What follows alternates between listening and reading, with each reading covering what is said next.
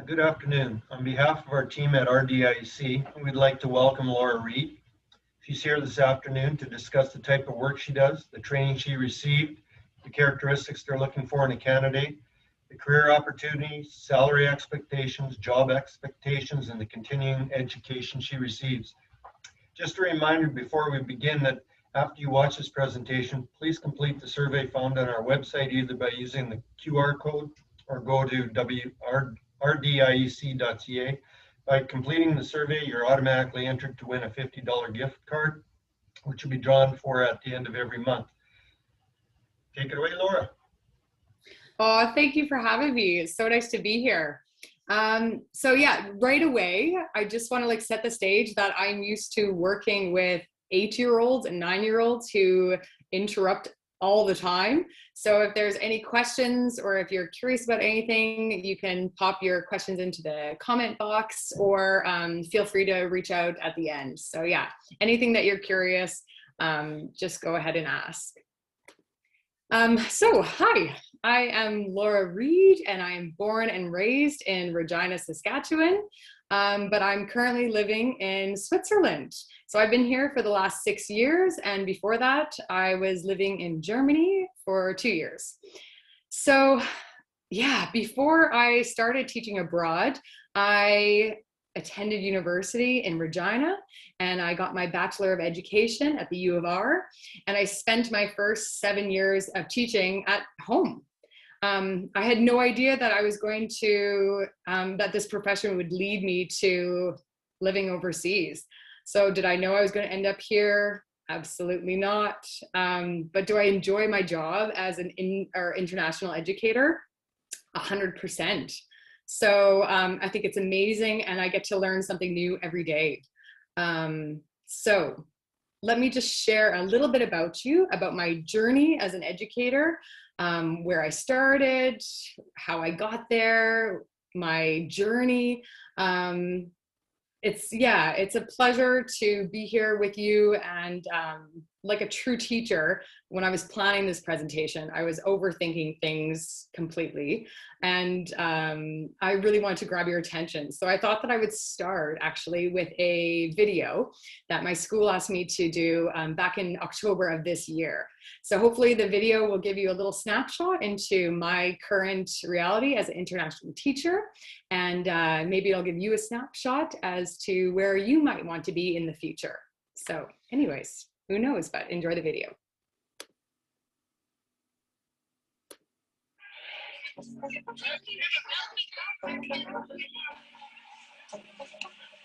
I've grown as an educator since my time at being at ISETL because we're supported and encouraged to really hone our practice and to try new things and to experiment a little bit. ISETL is very special in the ability to provide also the teachers, not just the students, but the teachers as well, to learn and to widen their worldview. The school really pushes you to explore things that you're passionate about. I feel inspired and feel motivated to come into work. For me as an educator, it's been a chance to learn and to grow. We get on really well as a team of teachers. We work well together. There's a real collegial atmosphere, and I think that is the biggest strength of the school. The quality of teaching and learning really comes from the children and our desire to get to know them and our desire to learn more about them and push them as far as they can go. The school really facilitates a close-knit family because they value their relationships. The whole concept of our international school is we always have new students and teachers alike arriving. So it's very important that we have a welcoming environment to new people, that they are immediately included, that they don't feel like they have to force their way in or accustom themselves, but we accept them for who they are. We want students to take action in their learning, and it's their responsibility to turn their learning into action. The students are challenged to innovate in a way that's going to solve a problem that's going to make the world a better place.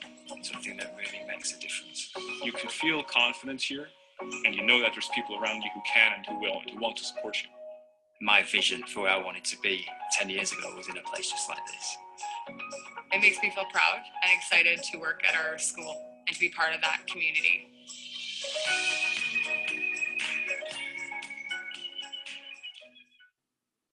So just a little bit, I guess, of a preview. But I think that that's where I've ended up. So let's start at the beginning.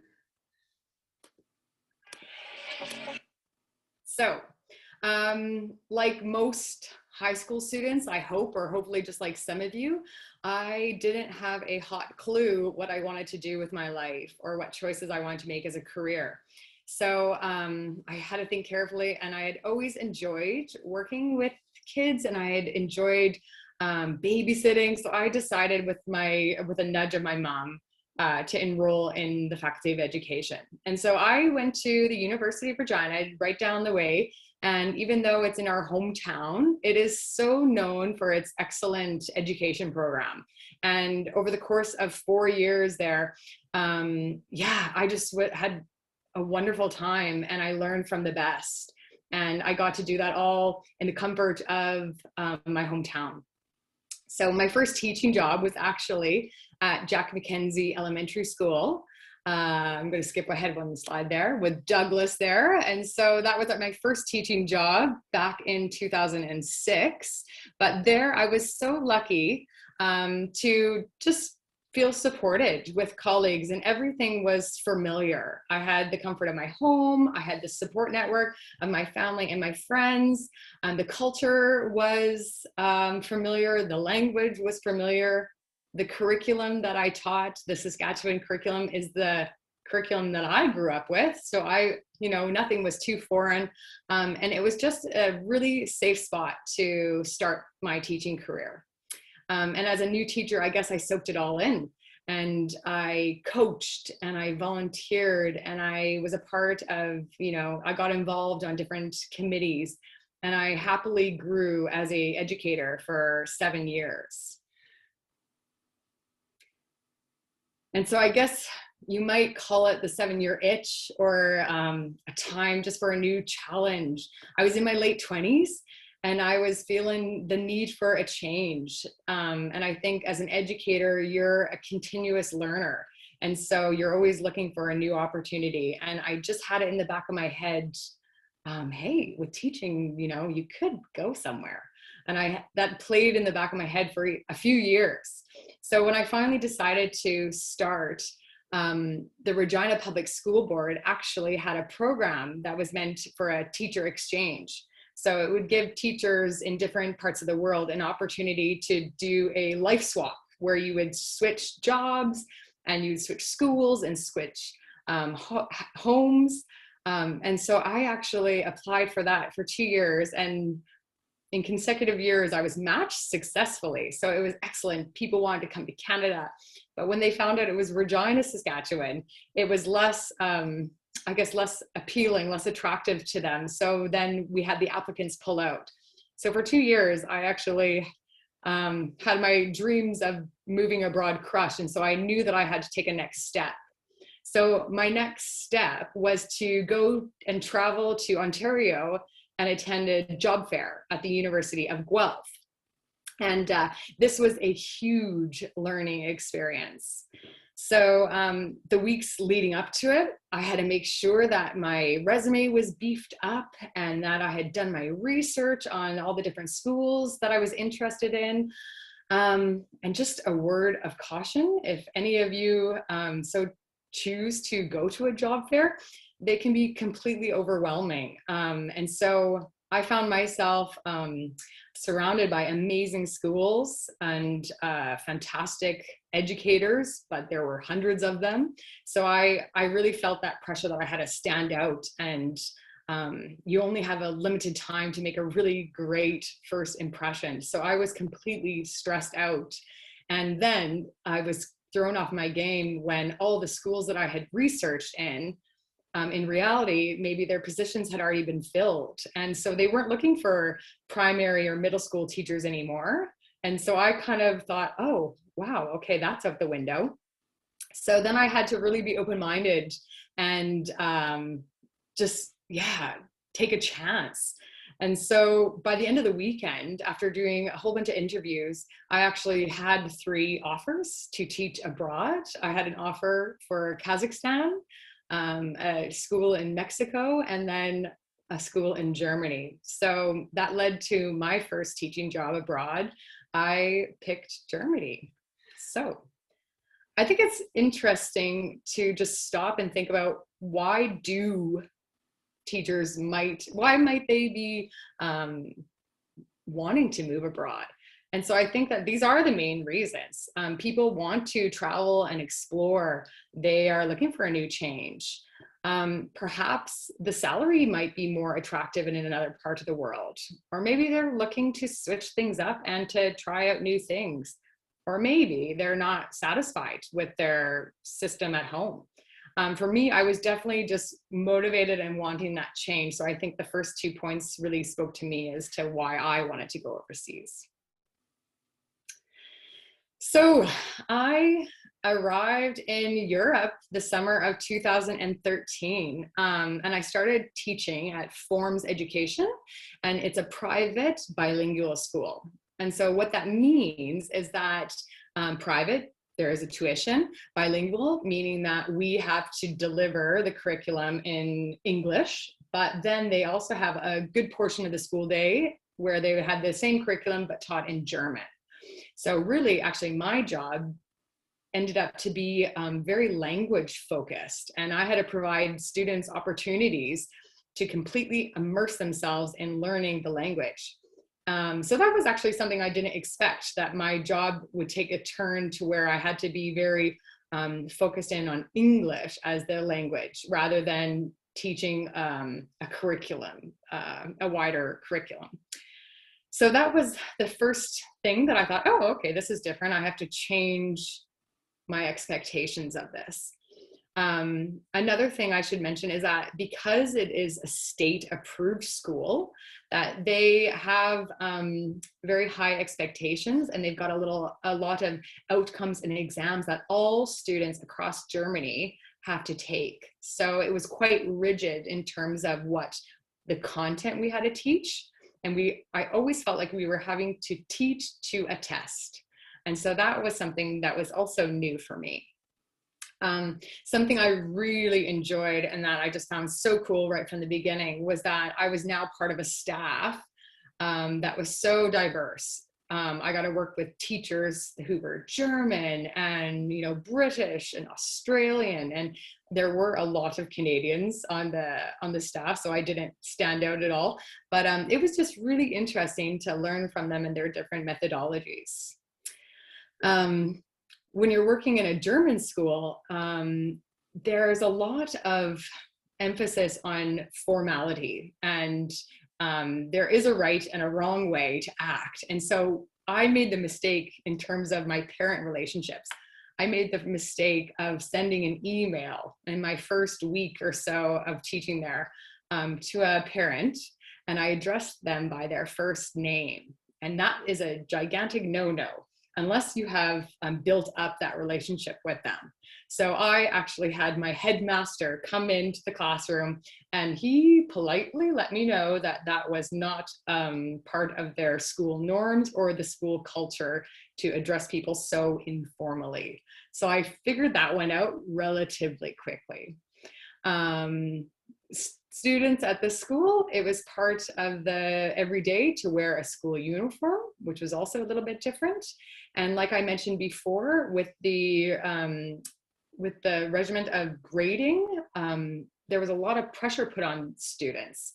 And even though I taught grade 4, by the end of grade 4, we would have a round table, and we had to, all of the teachers who were invested in the child had to give a recommendation as to what path this child might be going in. Are they on the path to university, or are they on the path to a vocational program? So actually by the end of grade 4, you are streaming students, and that's just the normal part of the German state schooling there. And I found that really challenging because that wasn't part of my philosophy, and it was just extremely eye-opening. But of course, I'm part of a new environment, and I have to adapt and make those tough decisions. So I still think about that though, and about how that didn't really sit well with me. But that's, yeah, like I said, something you just have to adapt with. So if I can give you just a little overview of what teaching in Germany was like, when you think about your potential earnings or your chance to make some money, it's actually was relatively comparable to what we made in Canada. But the difference, I think, is that the cost of living is relatively low. And also, I had changed my priorities. So I wasn't at home in Canada paying my mortgage and my car payments. When I moved abroad, I gave that up. And so actually, my only payment that I had to make was my rent. And so I felt a little bit footloose and fancy free, and, without a car. I had a bicycle, and it was just a bit of a change in lifestyle for me that allowed me to feel like I was making a lot of money when really I think I was probably just making the same. But also in Germany, there's a very high tax rate. So that's something that you have to plan for, because, when the taxes roll around, and if you haven't done so carefully, then that can be quite a stunner. So it is a tax rate of 42%, which is similar to, I guess, in Canada. But I know as a teacher who is new to the country, I need to figure that one out on my own. So like I said before, that the school culture, that there are norms and values that were different from what I was used to in Canada. And that was something I had to learn to adapt to. A totally new curriculum. So we were teaching the German as well as a British curriculum because it was a bilingual school, so a blend. And yes, just like in Canada, you had excellent vacation and travel. So we had about 15 weeks per year, and where Germany is situated, fantastic, endless opportunities for travel. I wanted to take a second and say that sometimes the teaching aspect of life, you kind of get caught up with being the expert as a teacher. And I felt this pressure a lot. And one of my first teaching units that I had to teach was German geography. And I remember this just thinking, oh, how is this going to go? Because I can't even get Canadian geography sometimes. But because we were teaching the German and the students were being tested on these German outcomes, I had to make sure that these students knew the 16 German states, the capital cities, where the states were situated.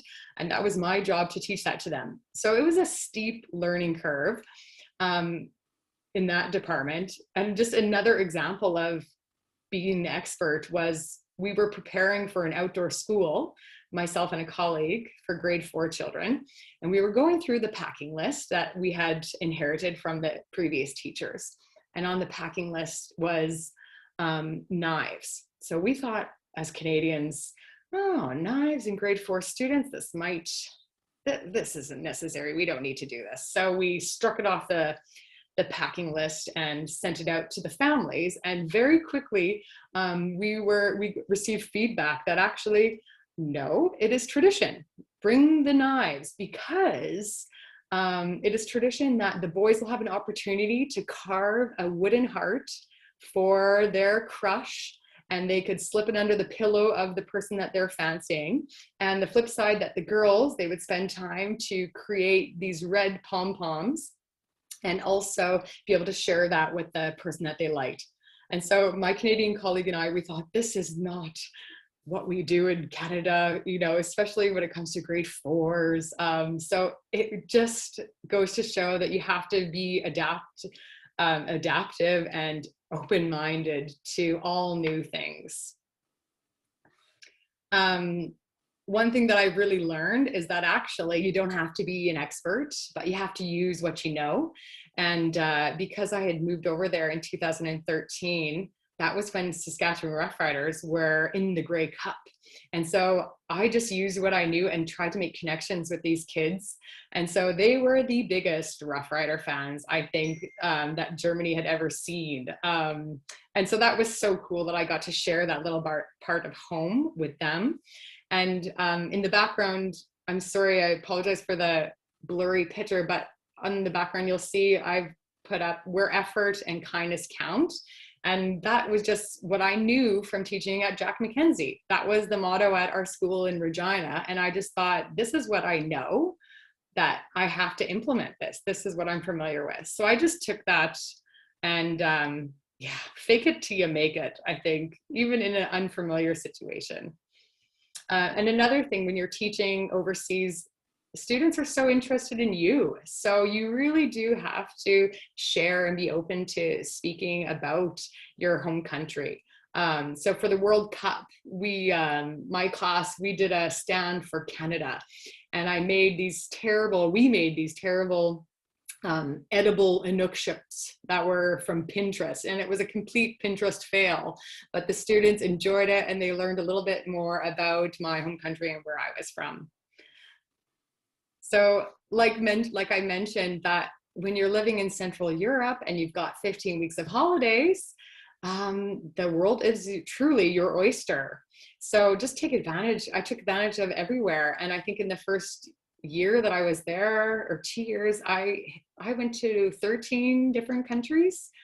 So on the flight back home to North America, they do a stopover in Iceland. So I was in Iceland, and, France was just a short train ride. Even go to Greece for a long weekend. This is what we could do before COVID. And then I found myself also in Russia. That was a little bit more tricky with visas. So, some of these travel opportunities just land in your lap, and others you have to plan for, but they're there for you if you're working in Central Europe. So after 2 years of being abroad, here are just some lessons that I had learned.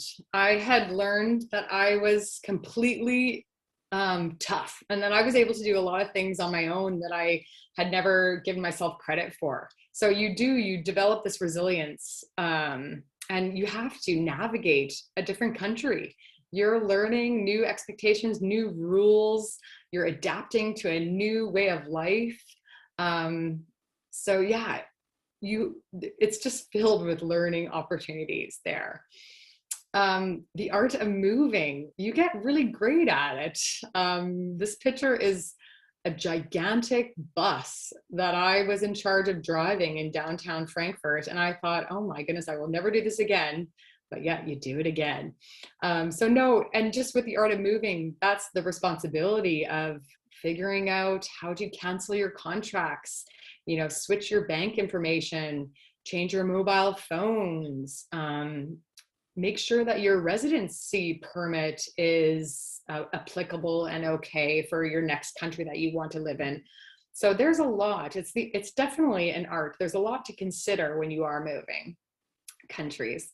And then of course, when you're in a new country, learning the language, that's so important. And I have been an active learner of German for the last 7 years. And I think I am struggling still, but it has to be an effort. It has to be a priority. So I still take language courses every week, and I'm actually signed up to take an exam just in April to pass, just my conversational German. But you have to put forth that effort to show respect to the country that you're living in.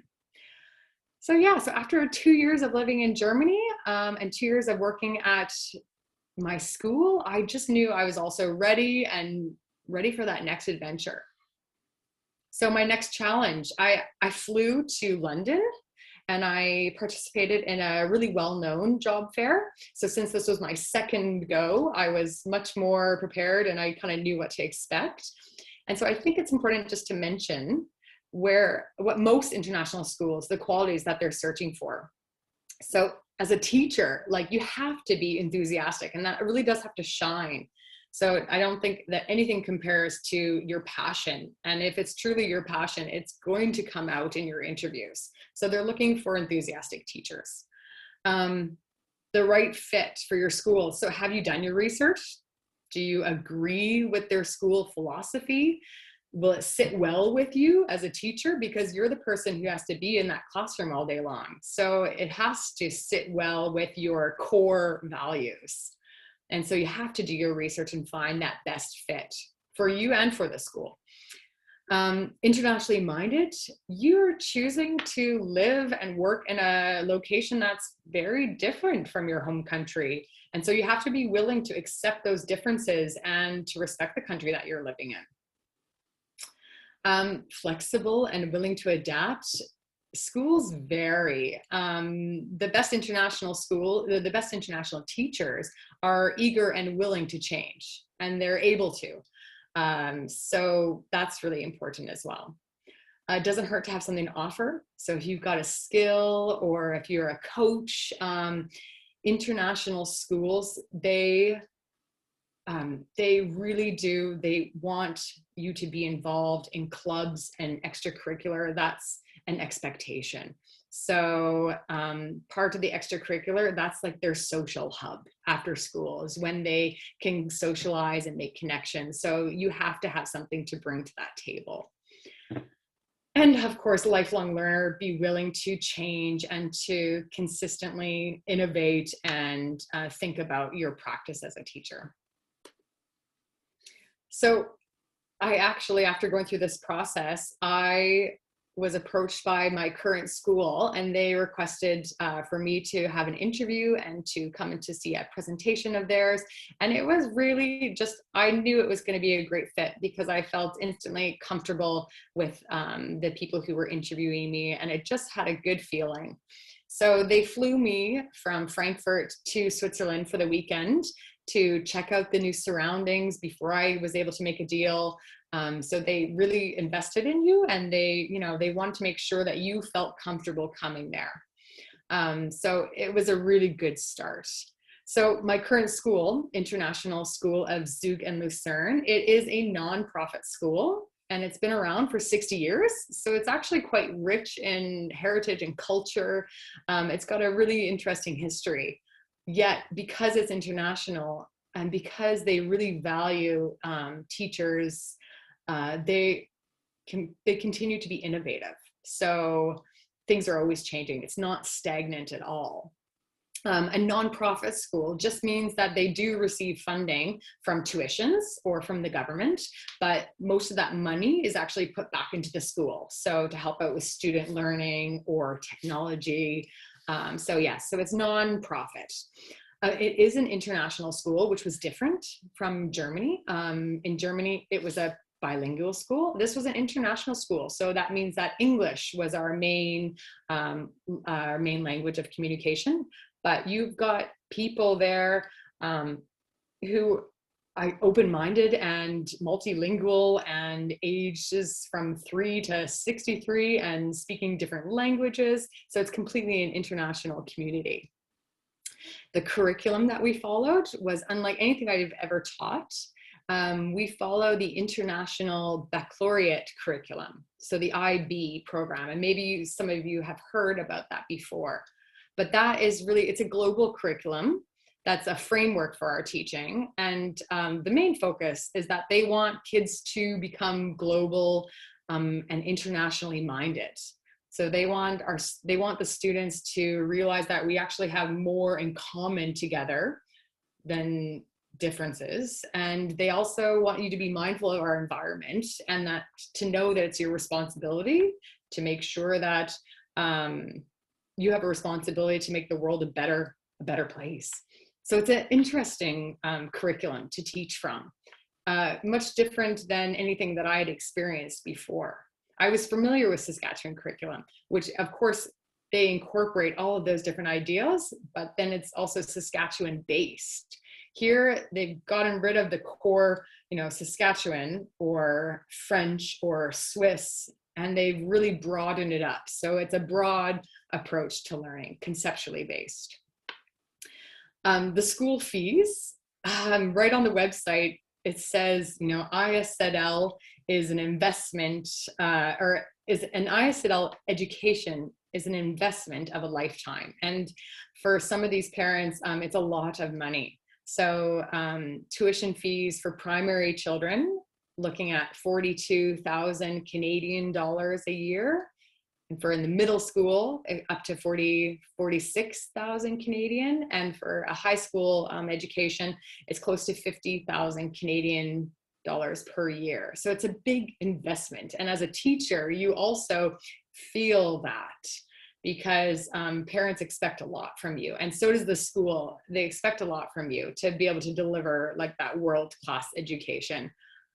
So even though the school fees and the parents and the community. It doesn't run the show, but it's kind of in the back of your head a little bit. So where the school is situated, we are part of an affluent community. The school is in central Switzerland, in a little lakeside, about 20 minutes outside of Zurich. And it's a tax haven for a lot of international companies. And so we've got huge headquarters here, and where the families move to work, we need an international school. So a lot of our families are part of those big corporations, and very successful people. So I think that the school also provides just amazing opportunities for me to become the best teacher I can be. And I've grown so much as a teacher since moving to ISZL. So even, you know, just traveling before COVID, but traveling to different countries, to different conferences, you know, just continually thinking about your own practice and be willing to switch it up. It's excellent. It's always pushing me to move forward as an educator. One of the benefits to working at our school is that we're so lucky, we're incredibly fortunate to have a beautiful wood chalet that's just situated in the mountains. And we can use this chalet for tons of learning opportunities. So outdoor schools or like mountain maths. It's just a chance for them to learn more about the environment that we share, and a chance for them to get out and to build relationships. Another big focus of our school is that they dedicate a week a year to just develop personally. So, you know, a chance to think about themselves, where they want to go, their strengths, their challenges, and a whole week dedicated to developing confidence and developing their mindset about themselves. So it's really important at our school, and we've got a wonderful, beautiful place to do that in. Just a little bit of, I guess, a snapshot into my day. I don't think that my day differs at all from any other teacher on this planet. It's busy. So just a day in the life here. I get to school, I get there early. You've got parent emails. You have to make sure that your lessons are planned. I would say that I have to be more mindful with this curriculum, the global curriculum, about thinking, is it innovative? Am I being responsive and following the students' leads? Am I asking them the right questions? So we don't have a textbook to teach from. So a lot of it is finding like a real life situation that I can connect to and pull it into the classroom. And then I have to just listen carefully to see what comes from them. So yeah, you have to be reflective, and you have to be thinking of on your feet a lot. Our current situation right now is challenging because of COVID. Not only are we responsible for planning our at-home, you know, our at-home learners for the students who are quarantining at home or choosing not to come into the school, as well as the kids who are at school every day. So we're kind of pulled in two different directions right now, but it's an expectation that we've got a curriculum that could be online as well as in class. My feedback and my reporting is so much different here. The feedback here is ongoing and continuing, and that we're just like always assessing the students' needs. And our reports are pages and pages and pages long for these students. So we actually don't give any grades in the primary school, but we give a lot of feedback as to their skills and their knowledge and their abilities. Like any school, you're going to be collaborating with colleagues. You might have a supervision duty, definitely involved in a club or running a club. And then usually my day wraps up at around 4:30 or 5. And I just have to make sure that I go home and also think about, what am I doing tomorrow? So like anywhere, it's a busy, busy job, but you'll love it. So yeah. A little bit of information just about teaching in Switzerland. I think that what you'll notice here is that it looks like we're earning quite a bit more, our potential earnings, but you have to remember that our cost of living is extremely high, which is why we have to earn the money that we do. When I first got to Switzerland, I remember I went to the grocery store and I needed to buy a mop. And the mop, I looked at the price and it was 60 francs for a mop. And I thought, what is this? Because 60 francs, that's like close to 80 Canadian dollars. And I thought, this can't be right. And then I looked at the raspberries, and the raspberries were 7 francs, which means that for a little thing of raspberries, it was close to Canadian dollars. And so this is just something that you get used to. The prices are incredibly expensive, but you are paid so that you can live and thrive in this community. So you just have to adapt. And like I had mentioned earlier, that where our school is, it's in a very low tax area. So that's why we have lots of headquarters of big companies coming, and why we have an international school. So very low tax rate in some areas of Switzerland, which is a bonus, and also high potential earnings. Our school culture, it's international and it's exciting and it's diverse, and every day you've got people that you're in contact with and you're learning from every day. Like teaching in Canada, you've got great holidays. So I actually have 16 weeks per year. We just finished a 2-week holiday for skiing. So that was wonderful. And similar to Germany, we're in Central Europe. So of course, your travel opportunities are endless. It's gorgeous here. So there's no need to go too far, but I really do enjoy getting out and seeing all that Switzerland has to offer. So it's really important to mention that, yeah, when you're moving abroad, you're away from your friends and your families, and there is definitely no place like home. So that's something that I think if you choose to live abroad that you're going to struggle with, or that you might find challenging at times. It is bittersweet to be over here because I love my life in Switzerland and I love living abroad, but then you always do have a pull back to Regina, Saskatchewan. So yeah, you do miss out on your birthdays and your weddings, but you have to, just work harder at keeping those connections. And I make an effort to travel home as often as I can, which is usually 2 times a year. Before COVID. Now with COVID, it's a little bit tricky, but I hopefully will get there in the summertime. So I make a point of coming home for a few weeks out of all those holidays to connect with family and friends back home. And I have 10 nieces and nephews. So I'm a busy auntie overseas, lots of FaceTiming, lots of birthday packages sent home, letters and postcards. So definitely living abroad tugs at your heartstrings, but it's important to remember also that home is where your heart is. And so home is where you make it. And so I notice the longer that I'm here in Switzerland, the more I feel at home. And so I've got a wonderful network. I've got a Swiss landlord who's just so thoughtful and caring and kind. I've got a partner that I love, and I've got family, or I've got friends here that feel like family. And so, yeah, home is where the heart is. So now when I say I'm going home, it actually just depends on where I am. If I'm in Canada, home means Switzerland. If I'm in Switzerland, home means Canada. So it's just a new way of thinking about things. And yeah, I guess I struggle too now when people say, well, where are you from? And I think, well, okay, this is interesting. I'm from Canada, but I live in Switzerland. And then it becomes a long-winded story. So it can become a bit of a complicated question when you're living abroad.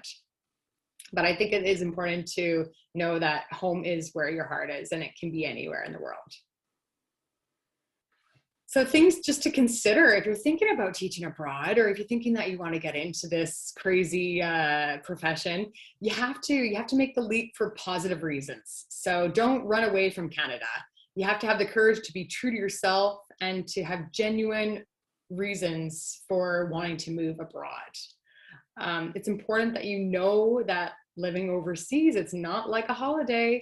It's long-term commitment, and you have to take the time to look and to find the right fit for you. So, you know, the country that you're going to feel comfortable in. Thinking about your family and friends, how is it going to affect them if you're away? It might be a great opportunity to get them over to you and to see a little bit more of the world. So that is just something you have to think about. An important part that I want to highlight is that international schools, they do expect a lot of their teachers, because most of those international schools, there are a high tuition. So yeah, it's a different pace working over here, I feel at times. So even though you've got attractive terms and conditions, they do expect their staff to go the extra mile. And I've said it before, but you have to do your research before you move. Make sure that you know about the school, and things can look quite different online. So just be careful and read and really think about, does it align with your core values? So now it's really important just to say yes, but the benefits of becoming an international educator. I think that like once you leave your home country, that you're not the same. And so as soon as you leave, your eyes are opened, and you've got an awareness for the cultures and the people and the food and the way that people live their lives. It's just, you've got an appreciation now after spending time in a different country. And of course, an ability to learn a foreign language, even though I'm 7 years later, it's still trying. It's there, and it's so cool to learn something new like that a little bit later on in your life. Adaptability, personally and professionally, like you just grow, and my skill set as a teacher and as a person, it's grown tremendously since being abroad.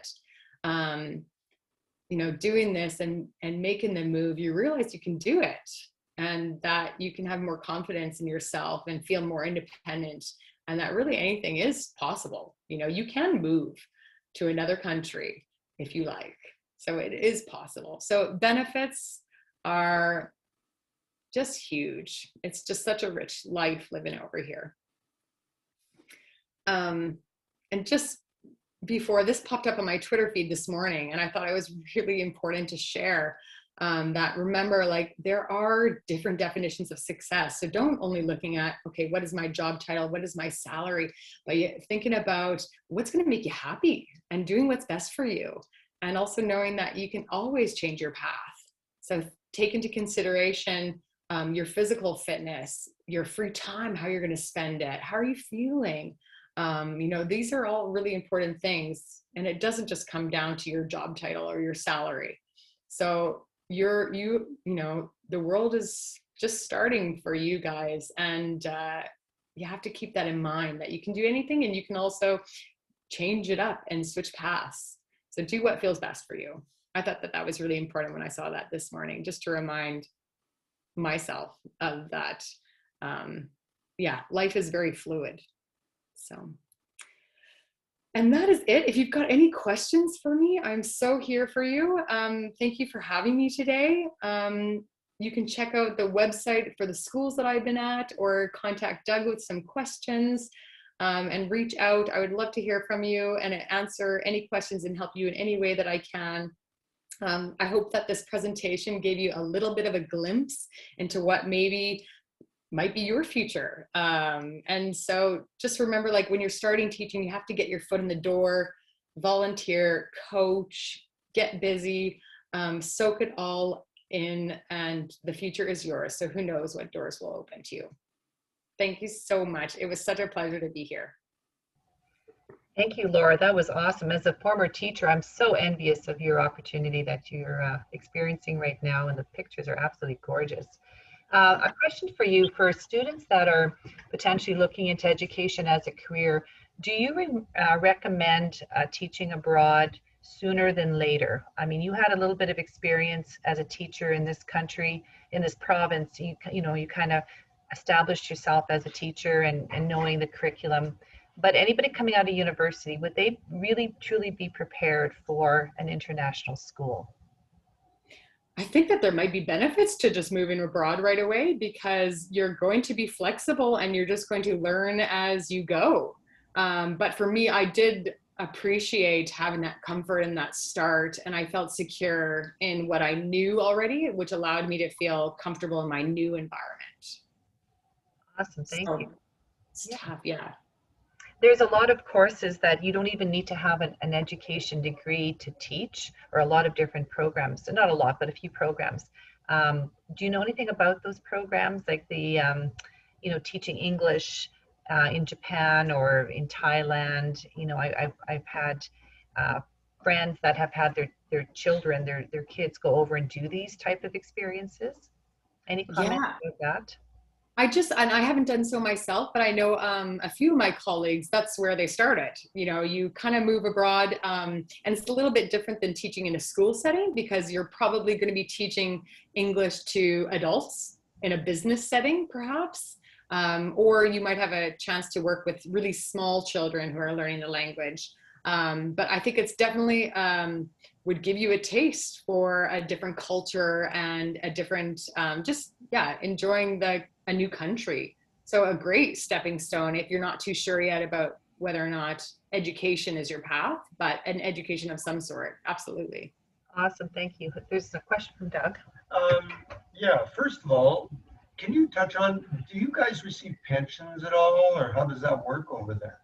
We do receive pensions. So I have now a pension in Canada, I have a pension in Germany, and I have a growing pension in Switzerland. So a few years ago, I was able to pull out my pension from Germany. So I was able to apply with my bank to grab that money back so I could put it into my Swiss bank account here. And then with your pensions over here, you have a lot of different opportunities. You can be in different tiers for how much money you'd like to set aside each month. So you can kind of top up your pension independently, or you can just go with whatever the state has determined. So yeah, so I actually pay into a pension monthly. That will help me out when I retire, hopefully. Okay. One more, if you were to come home, who knows if you will or you won't, but if you were to, do you know the tax ramifications? Like, how does that work when you're coming back, let's say from Switzerland to Canada? You know? Douglas, I have no idea. Yeah. I have no idea, but that's something that you have to figure out. I think when you're moving anywhere, you have to do your research and think about that. Most likely, I think that my pension would have to stay here in Switzerland until I was ready to use it. Yeah. Are you considered a permanent resident of Switzerland right now, or what's your status as like, are you on a work visa?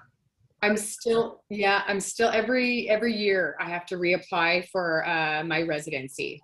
So, and actually this year, this is why I'm taking my German courses, because now I have to prove, after being in the country for a certain amount of time, I have to prove that I've got the ability to communicate with people. And so, so there's a couple of different things that you have to take into account.